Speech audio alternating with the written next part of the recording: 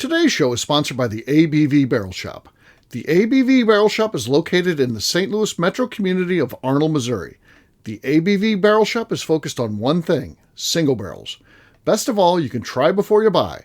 Head over to abvbarrelshop.com to sign up for their email and text distribution so you know what they have in stock, what classes are coming up, and who from the industry may be coming in to visit.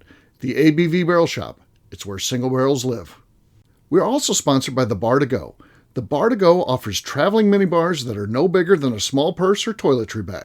Best of all, they are fully customizable so you can create the perfect piece that is unique for you.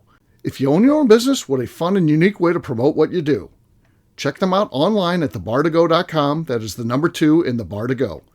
If you have wholesale questions, call my friend Isabel Clark at 504-481-1297. Finally, we are sponsored by the Neely Family Distillery. NFD is a family-owned business that keeps ringing up awards in the spirits world. Head to Sparta, Kentucky to experience the family history, award-winning spirits, and meet the Neely family.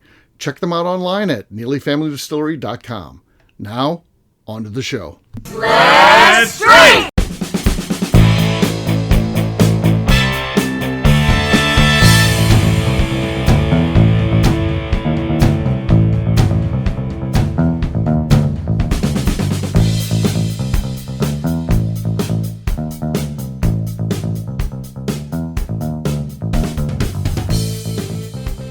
Welcome to the Bourbon Daily, the podcast about everything bourbon delivered to you every day of the week. Today on the show, we talk about the fact that the Kentucky Bourbon Festival is doing 91 barrel picks this year. My name is McNew. Please join me in welcoming my co-host, Steve Akeley, along with our special guests, Jeff Andreezy, Katie Joyce, and Joe Ferrara. Hey, gang, what's up?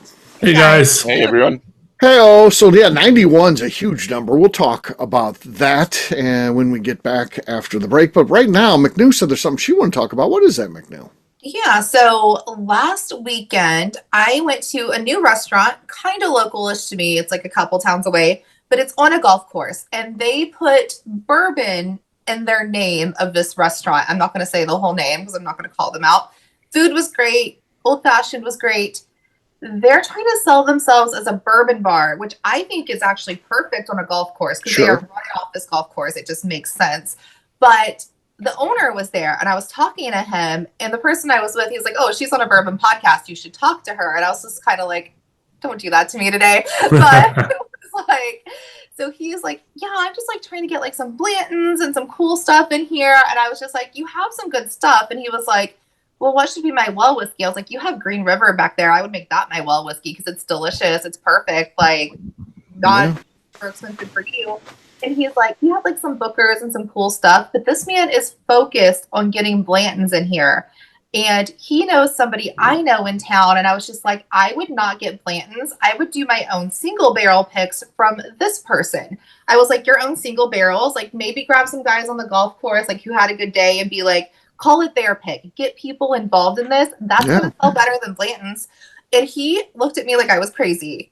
Right. No, you're right, McNew. Yeah, 100%. absolutely right. 100%. So any feel for what kind of volume he's running through?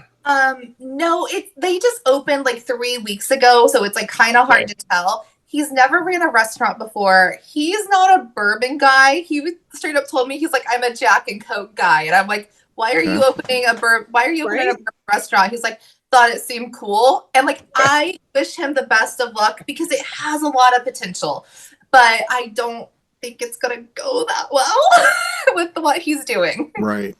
Yeah. Yeah. I mean, I don't have anything, if you're going to be a cool bourbon bar on a golf course, sounds like a good idea. Maybe you get some blends in there because people want to celebrate and they want the Instagram moment. Hey, I had a good round or whatever. I get that. But yeah, I like what you said better for pushing the volume comes from that. That's where you can turn it into a place where people want to come hang out and get a drink. Just because you got Blantons there doesn't attract people like a magnet or anything. I think that's what he thinks because like he sort of got into it, but he's still like kind of like, "Let me taste the Wellers, let me taste the Blantons." And I was like, actually, all the bourbon nerds right now, like we want single barrels. We want to be like, it's from this store, it's from this group. Like that's what we're chasing. And I gave him some good places to like maybe look into getting them. I was like, "Get some Nulu barrels. Those are fun and funky. Do that." And he just kind of was like, "I'm here for the Blantons." And I'm like, Okay, do Oh, you? boy.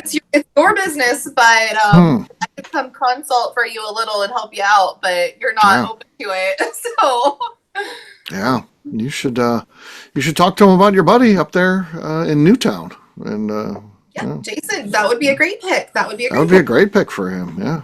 Yeah, fantastic. And then the person I was thinking of, Circle City Whiskey, like in Indy, like he's right there, and like he's like, oh yeah, I know him, and I'm like, then talk to him and do a single barrel. He would be happy to hook you up. Like, Yeah. There's a lot of things you can do these days. You can work with somebody to create blends at certain places. There's a lot of stuff, a lot of opportunities out there. I think if I had a restaurant, I would want to be like, this was my first pick, and we did it here, like, and they're an Indiana thing. So yeah, you would want to do an Indiana distillery, like our friends in Newtown, and I doing it the wrong way. If he had a couple of really good customers from the golf course that are in all the time, he can invite them to do the barrel pick. Yeah, Make it part of it. That makes part of it. Yeah, it adds to the community, and they're going to be on the course and be like, "Hey, man, like I got to go on the pick, and my friends inside there, they're going to send. They become your advocates. Then go drink my whiskey that I picked." So, do you think he could be doing off sale? Could he do off sale so he could sell some of those bottles whole? I don't know that he has that available now. I don't see what he would in the future. I don't know what Indiana laws are on that. Yeah, they're usually pretty bad. Usually. Indiana has some of the worst laws in the country for alcohol sales. I have no idea why, but I think if he partnered with a club, though, the club could figure out how to do it, and he wouldn't have to sell it out there. But that's neither here nor there. But I just like, you started this thing and you have no idea what you're doing, and you're so like, I'm going to do this, and I'm like, that's not it. It's not it. But good luck. Yeah. One too many Uprocks articles. I think he was. Well, if he's got a liquor sales rep that handles Blanton's, he's going to have to give them money under the table and have some bottles diverted to him if he's willing to spend the money. And I was just kind of like, oh, are you going to sell a shit ton of Wheatley vodka? Is that going to be like in all your cocktails this summer? Because that's what you're looking at. And right.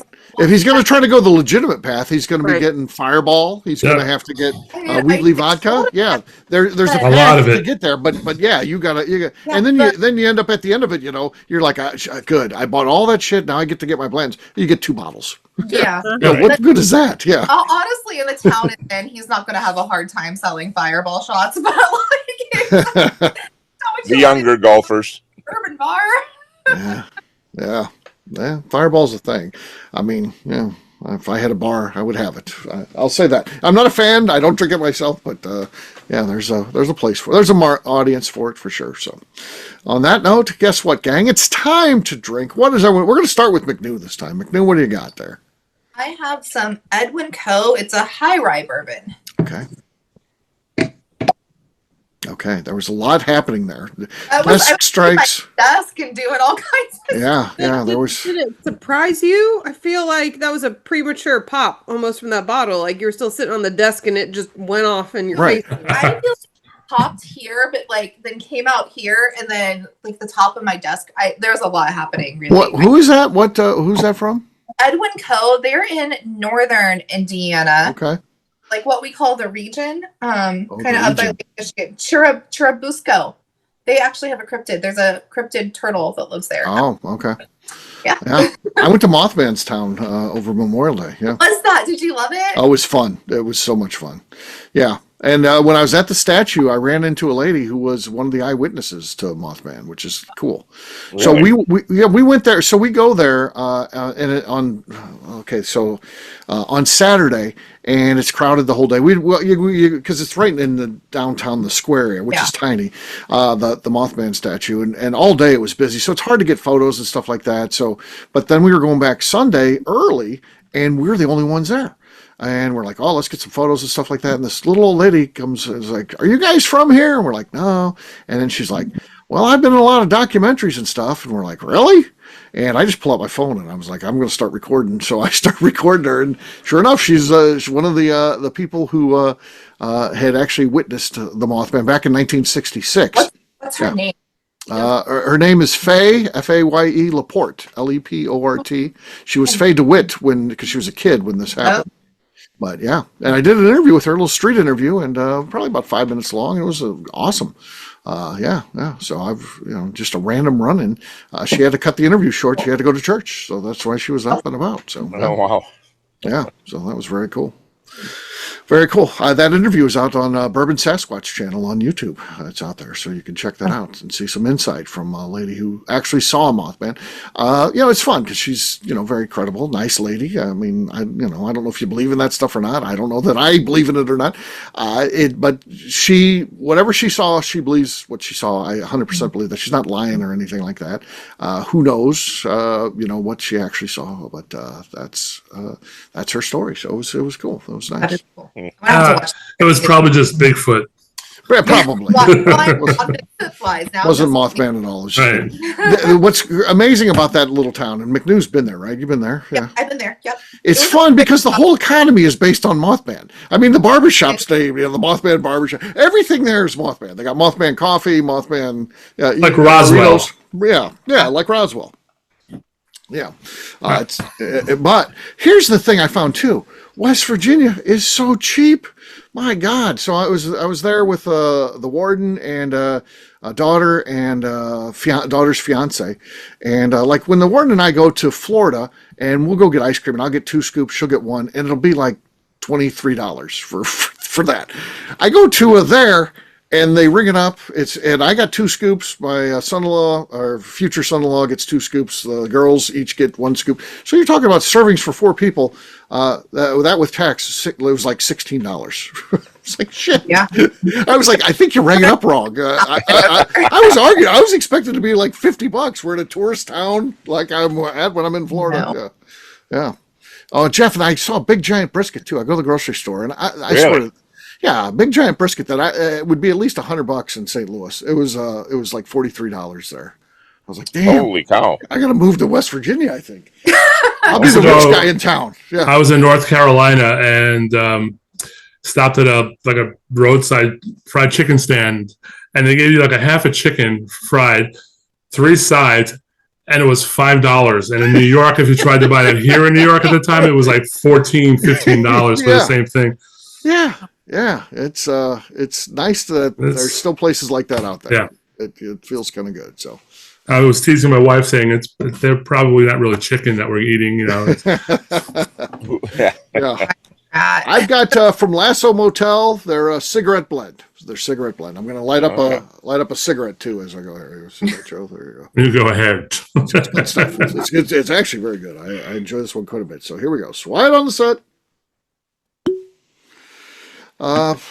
We've talked so long, I forget how McNew did there. Oh, that was the desk hit and all that. Yes. Yeah, I had a weird one. A lot of fouls. I think I got the lead. I nailed that clean. Yours was nice and clean. Yes, yeah. So I've got the lead, but we'll see what happens. We got 3 more people to go. The next one to go will be Katie. All right. I have some chicken cock double oak.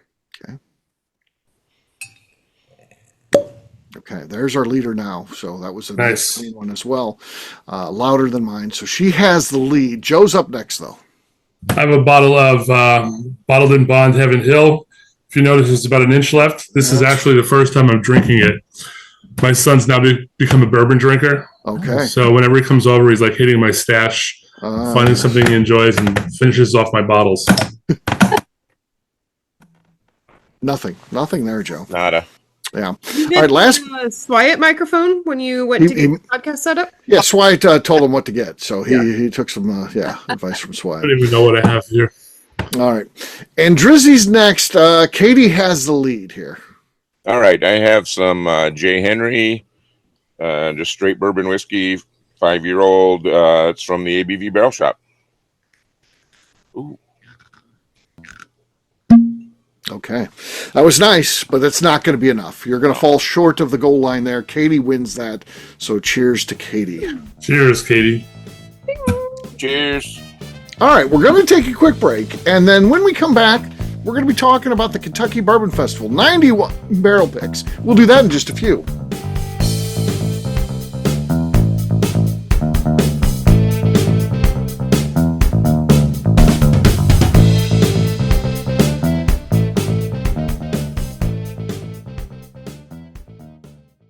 Okay, let's talk about the people that make these shows happen. First up is the Stave and Thief Society. Via their in-person class at Moonshine University in Louisville, Kentucky, the Stave and Thief Society is the place where you, a bourbon enthusiast, can expand your knowledge and emerge an executive bourbon steward. In 2017, I completed my executive bourbon steward certification. It's the most comprehensive bourbon certification available and connects you with an expansive network of bourbon enthusiasts and professionals. Check out the full listing of in-person and online certifications and join the society today by enrolling at staveandthief.com. Speaking of executive bourbon steward certification, the ABV Barrel Shop in St. Louis, Missouri has developed a unique partnership with the Stave and Thief Society to offer a preparatory class to assist you in getting your executive bourbon steward certification. This prep class costs only $25 and is available to take live or online via Zoom. Graduates of our class receive a coupon code good for 15% off your executive bourbon steward certification held in Louisville, Kentucky. This saves you almost $90. Additionally, you can collaborate with fellow attendees to split travel costs when you go to Louisville. If you're interested in signing up for the class, simply head over to abvbarrelshop.com and check out the classes and events page. Last but not least, we are sponsored by Neely Family Distillery. Royce Neely is the 11th generation distiller in one of America's oldest distilling families. A visit to Neely Family Distillery takes you through family history, where you can see all the artifacts and newspaper clippings through the years from this family that started distilling in America after James Neely arrived from Northern Ireland in 1740. Today, Royce Neely and his team are crafting some of the best spirits in America. Their bourbon and absinthe offerings keep winning top honors in the spirits competitions. Recently, their absinthe made history as the first platinum winner in the absinthe category at the San Francisco Spirits Competition. Neely Family Distillery is definitely a bucket list destination if you are a bourbon fan. Learn more about their spirit offerings, visiting their facility, and the awards they have collected over at NeelyFamilyDistillery.com. And now, back to the show.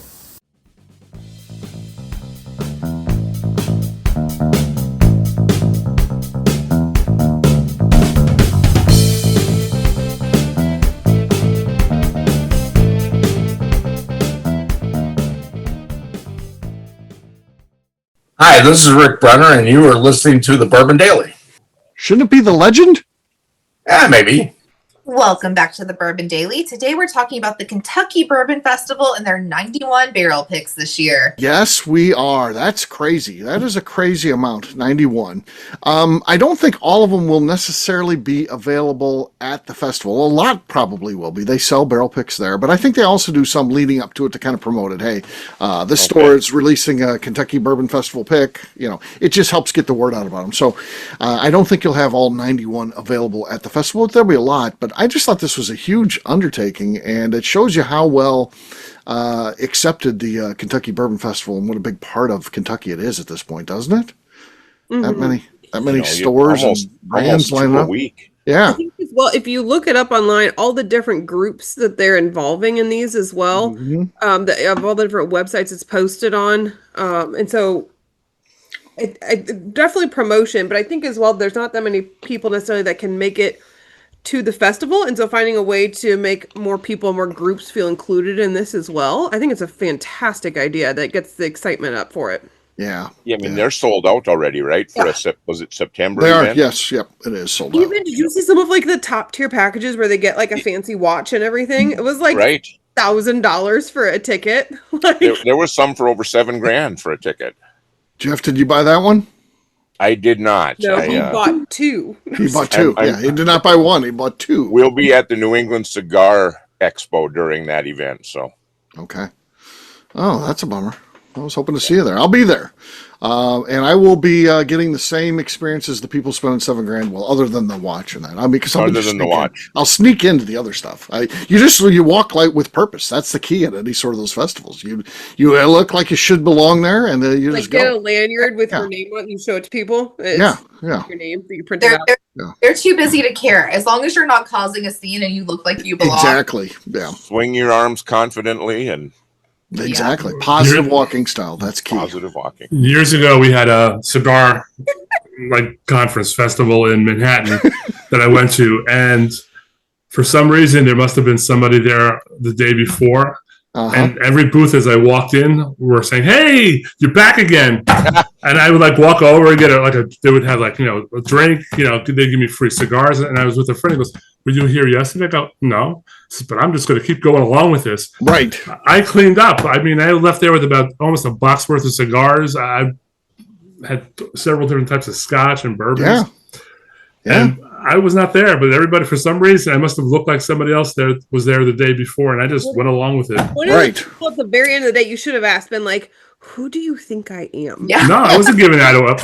What doppelganger of mine do I need to go Yeah. thank? Who Also, like, else- follow them That's, around. that's not the first time that's happened to me, but yeah, I just didn't want to give in to letting them know that I you wasn't were- there. Yeah, good things were happening. That could have all ended once you. Yeah, I had a feeling that whoever it was probably like ordering things and having it delivered to the cigar shop. Uh-huh. So I just went along like, oh yeah, nice to see you again. Right. Well, that's good. That's good. Luckily, no one gave you away there. So one of your friends. You owe me money. Right. Yeah. Yeah. Yeah. So with these 91 barrels barrel picks, do you think there's going to be anybody who will buy all 91? That was my question, Jeff. That was my next question. No, I think unless McNew's willing to, I don't think there'd be anybody else. I don't have 91 barrel money. I don't even know what that would cost. I don't even want to know. Who's picking the barrels? Is it the Bourbon Festival or is it the? They put it's different groups and stuff, but yeah, Okay. yeah, different teams. So I know, like Jeremy Shell, I podcast with. He's involved in some of them. So yeah, Okay. not all of them. But I yeah. there's some crazy bourbon fan out there that'd be like, I love this festival and getting every pick every year is a thing that I do. I think there might be a crazy person out there that Oh, there definitely is. and to get all 91 like they're fucking Pokemon. I assume Randy, who runs the festival, he gets one of each, right? I mean, clearly. Randy, Sure. honestly, he deserves it. With the work that man does, he deserves one of each. Yeah, he probably gets one of each. So there's one person out there who has them, but Sure, that makes sense. I don't know beyond him. You know, the way my mind works, though, when you're sitting at 91, don't you feel like, all right, I'd get the team together and be like, we got to get to 100. I mean, Let's get to 100. right. It seems like you're so close. I mean, That's next year. Yeah. I guess. Is there a number that like makes you feel like it's not special though? Because like if you had a group and you were just like, I want to really do this pick and it's for this festival, but you're like 90 other people did it. Like I kind of don't want to do it no more. I want to be like, well, I want to be like small pond. Like I don't want that. Oh, so you're saying if you had a distillery, you might not want to be part of this because there's just too many. It's just white noise at that point. I'm not saying it's white noise. That made it sound negative. And not a distillery, but a group. I don't want to be like that group did it. I don't want to do it because they did it. Like I don't know. I think it's quiet. No group's saying no. No group's When saying does it get to be too much? Never. never, I don't think. You know, you can hardly go in a liquor store without finding a barrel pick, and some of these smaller shops. Fergus Falls has 2 liquor stores. It's the same guy, and he's doing picks every year, different places, and they're single barrel. Yeah, Yeah, we have one store here. Everywhere. yeah. 5 years ago, all he had was he did a Dickel barrel pick. And now every month there's like at least 5 or 6 different barrels that he's picked Man, in the store. Wow. that's pretty good. That's pretty good.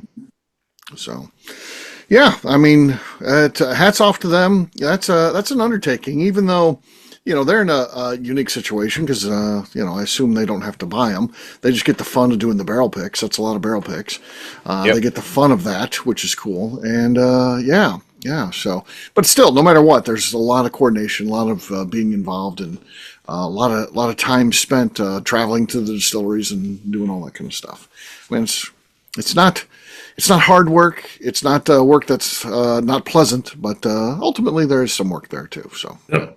hats off to them for coordinating all that. That's a cool Yeah, thing. bravo. Yep.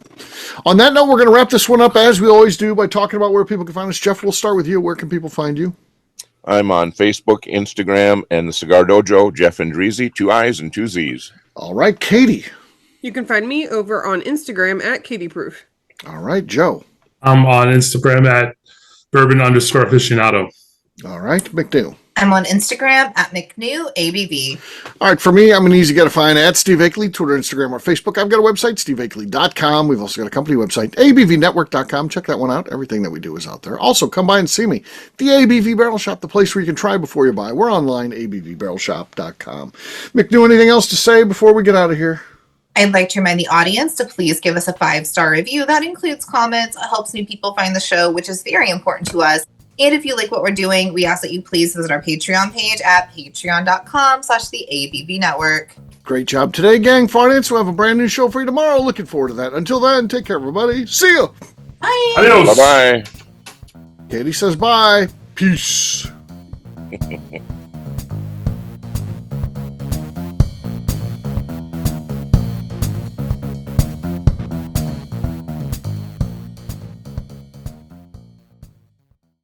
Before we let you go, let's talk about one last thing. The ABV Barrel Shop in the St. Louis community of Arnold, Missouri. The ABV Barrel Shop is focused on a couple of things. First of all, single barrels.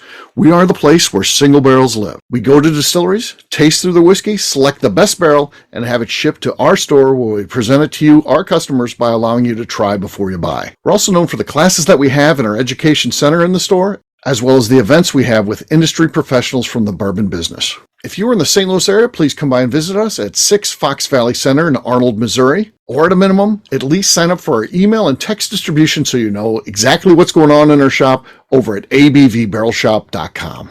This is Steve Akeley, owner of the ABV Network, signing off. We thank you for listening to our programming and truly appreciate your support.